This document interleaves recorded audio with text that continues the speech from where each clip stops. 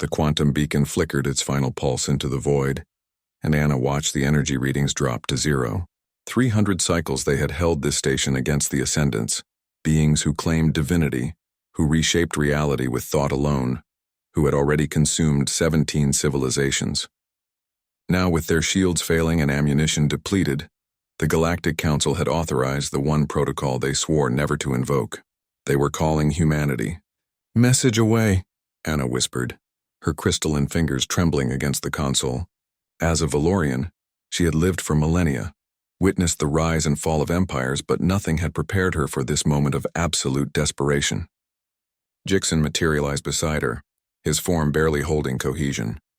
The ethereals were beings of pure energy, yet even his species, considered highly advanced, stood no chance against gods. "Do you truly believe the stories?"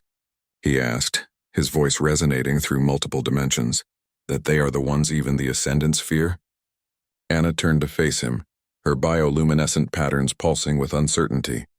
The ancient texts speak of a species born on a death world, forged in chaos, who looked at an uncaring universe and said, no. They crawled from extinction events that would have ended any other race. They split the atom not for power but to end a war. They touched their moon with primitive rockets held together by determination and mathematics. "Myths," Jixon countered, though his tone carried doubt. No species could be that relentless. The station shuddered as another reality-rending blast from the Ascendant fleet tore through their outer defenses. Warning klaxons screamed in 17 different languages, each representing a species that had joined this final stand. In the observation deck, soldiers from across the galaxy prepared for a last stand they knew they couldn't win. Anna pulled up the classified files, the ones only council elders could access. "Look," she said, projecting holographic records into the space between them. "The Ascendants encountered them once, 10,000 years ago, during humanity's atomic age. The humans had barely achieved fission technology. They couldn't even leave their own star system." Jixon leaned closer, his energy field pulsing with curiosity. A single Ascendant vessel appeared over Earth, intending to harvest the planet's resources. They considered humans primitive, barely sentient. The Ascendant broadcast a simple message: submit or perish. Anna's voice dropped to barely a whisper. The humans looked at a being that could bend space-time, that had destroyed entire star systems, and they launched every nuclear weapon they had directly at it. "Suicide," Jixon said. "Defiance," Anna corrected. The Ascendant destroyed the weapons easily, of course, but it left. The Elder records show it returned to the Ascendant Collective and delivered one message: mark that world as forbidden. They would rather die as ashes than live as slaves. The station lurched violently. Hull breaches on decks 7 through 12. Life support failing in the eastern quadrant. They had minutes, maybe less. "Even if they come," Jixon said, "how could they possibly?" Space tore open, not with the gentle fold of conventional FTL, but with a violent ripping, as if reality itself was being forced aside by something that refused to acknowledge the rules. Through the breach came ships, hundreds of them, then thousands, angular and brutal, covered in weapons that seemed designed more to intimidate than for efficiency. Anna's console exploded with data. By the ancients, they brought an armada. The lead vessel's hull bore scars from what looked like planetary bombardments, asteroid impacts, and weapons fire from technologies that shouldn't exist. A communication request came through, audio only, speaking in perfectly translated galactic standard with an accent that sent chills through both of them. "This is Admiral Chen of the UESC Indomitable. We got your message. Sorry we're late, had to swing by Seoul to pick up a few friends." A pause, then. "We understand you've got a god problem. Funny thing about gods, they bleed just like everything else when you hit them hard enough." On the view screen, the human fleet began moving into formation. Their tactics were immediately apparent to Anna's military-trained mind. Chaotic, unpredictable, willing to sacrifice positioning for aggression. They fought like prey animals that had become predators, like a species that had spent its entire evolution learning that the universe wanted them dead and deciding to return the favor. The Ascendants, sensing the new arrivals, turned their reality-warping weapons on the human fleet. Stars dimmed as space itself bent to their will.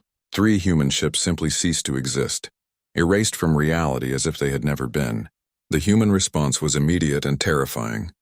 They didn't retreat. They didn't hesitate. They accelerated directly into the ascendant formations, firing weapons that Anna's sensors couldn't fully classify. Kinetic rounds traveling at relativistic speeds, antimatter warheads, something that looked like weaponized quantum uncertainty. But more than that, they broadcast on all frequencies in every language a simple message.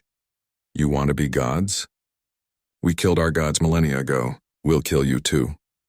Jixon watched in stunned silence as a human corvette, crippled and venting atmosphere, rammed directly into an Ascendant flagship. The explosion took out 3 more Ascendant vessels in a cascade of matter-antimatter annihilation. They're insane, he breathed. No, Anna said, understanding blooming in her ancient mind. They're terrified. Every single one of them. But they do it anyway. That's what makes them dangerous. The Ascendants have never faced a species that's afraid and attacks. Every other race either submits or runs. Humans run toward what scares them. The battle raged for 3 hours. The Ascendants, for the first time in recorded history, retreated. Not destroyed, but genuinely driven back by a species they had dismissed as primitive mere moments ago. As the last Ascendant vessel fled into dimensional space, Admiral Chen's voice came through again. Station Omega, this is Chen. Your perimeter is secure. We'll maintain position until you've got repairs underway. Anna opened the channel, her voice thick with emotion she didn't know she could still feel. Admiral, why? Why risk everything for species you barely know? A long pause. Then quietly, because we remember what it's like to face extinction alone. We remember when the universe was hostile and we had no one. Never again. Not for us, not for anyone. Jixon turned to Anna, his energy field pulsing with something that might have been awe. The ancient texts were wrong, he said. They don't terrify the gods through strength alone. Anna nodded, watching as human ships began tending to the wounded vessels of a dozen different species, offering aid without asking for anything in return. No, they terrify the gods because they prove that divinity is a choice, not a birthright. They took a universe designed to kill them and decided to protect it instead. Outside, in the cold void of space, humanity's fleet held the line, not for glory, not for conquest, but because someone had asked for help, and humans, despite everything the universe had thrown at them, still answered that call.